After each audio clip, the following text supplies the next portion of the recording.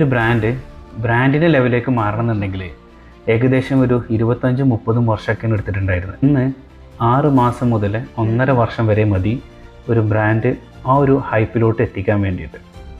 ഞാനൊരു കാര്യം ചോദിക്കട്ടെ, ഒരു കസ്റ്റമർ ഒരു പ്രൊഡക്റ്റ് വാങ്ങിക്കാൻ വേണ്ടിയിട്ട് മാർക്കറ്റിലോട്ട് കയറി, അവർക്കൊരു പ്രൊഡക്റ്റ് ഇഷ്ടപ്പെട്ടു. ആ പ്രൊഡക്റ്റിൻ്റെ ഫീച്ചേഴ്സും അതുമായി ബന്ധപ്പെട്ട കാര്യങ്ങളും അവരെവിടെയാണ് സെർച്ച് ചെയ്യുക? നേരെ ഗൂഗിളിൽ നോക്കും, അല്ലാന്നുണ്ടെങ്കിൽ ആമസോണിൽ സെർച്ച് ചെയ്യും, അല്ലെങ്കിൽ നൂണിൽ സെർച്ച് ചെയ്യും. എന്താ അതിൻ്റെ സ്പെക്ക്, അതിൻ്റെ ഫീച്ചേഴ്സ് എങ്ങനെയൊക്കെയാണ്, ഈ സകല സംഗതികളും അവർ ഓൺലൈനിലാണ് നോക്കുക. എന്നിട്ടായിരിക്കും ഒരു പക്ഷേ അവർ ഒന്നെങ്കിൽ റീറ്റെയിൽ ഷോപ്പിൽ നിന്ന് വാങ്ങും, അല്ലെങ്കിൽ ഓൺലൈൻ ഷോപ്പിൽ നിന്ന് വാങ്ങും. ഇത് എവിടെയാണ് നഷ്ടപ്പെടുന്നത്? ഇത് നിങ്ങളുടെ ബ്രാൻഡ് റെപ്യൂട്ടേഷനും അതുപോലെ റീറ്റെയിലിൻ്റെ ഒരു സെയിലും അവിടെ നഷ്ടപ്പെടുകയാണ്.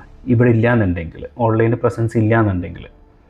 അപ്പോൾ ബ്രാൻഡ് രജിസ്ട്രേഷൻ ചെയ്തിട്ട് പ്രൊഡക്റ്റ് സെല് ചെയ്യുന്ന ആരെങ്കിലും ഈ വീഡിയോ കാണുന്നുണ്ടെങ്കിൽ ഉടനെ തന്നെ എന്ത് ചെയ്യുക, നിങ്ങൾ ബ്രാൻഡിൻ്റെ റെപ്യൂട്ടേഷൻ കീപ്പ് ചെയ്യാൻ വേണ്ടിയിട്ടും നല്ലൊരു സെയിൽ ഇൻക്രീസ് ചെയ്യാൻ വേണ്ടിയിട്ടും ഉടനെ ആമസോൺ, നൂണ് പോലെയുള്ള ഏതിലൊക്കെ മാർക്കറ്റ് പ്ലേസിൽ നിങ്ങൾക്ക് എൻട്രി ചെയ്യാൻ പറ്റുന്നോ അതിലൊക്കെ എൻട്രി ചെയ്യുക. നല്ലൊരു ഇമേജസും അതുപോലെയുള്ള പ്രൊഡക്റ്റിൻ്റെ ഫീച്ചേഴ്സും എടുത്ത് കാണിക്കുന്ന ലെവലിലുള്ള കോണ്ടൻറ്റും ടെക്സ്റ്റും അതുപോലെയുള്ള കാര്യങ്ങളെല്ലാം കൊടുക്കുക. ഇതിന് നിങ്ങൾക്ക് പ്രത്യേകിച്ച് ഒരു എക്സ്പെൻസോ കാര്യങ്ങളോ ഒന്നുമില്ല.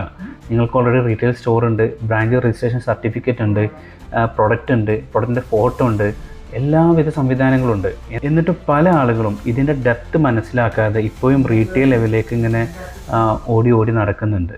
ഒരു ബ്രാൻഡ് റെപ്യൂട്ടേഷനോ സെയിൽ ഇൻക്രീസ് ചെയ്യാൻ അഡ്വർടൈസ്മെൻറ്റ് നന്നായിട്ട് ചെയ്യേണ്ടി വരും. അതിൻ്റെ ഒരു ഭാഗമായിട്ട് തന്നെയാണ് ഈ ഒരു അഡ്വർടൈസ്മെൻറ്റും. അതായത് കൊമേഴ്സിലേക്കുള്ള എൻട്രിങ് വലിയൊരു അഡ്വർടൈസ്മെൻറ്റാണ്.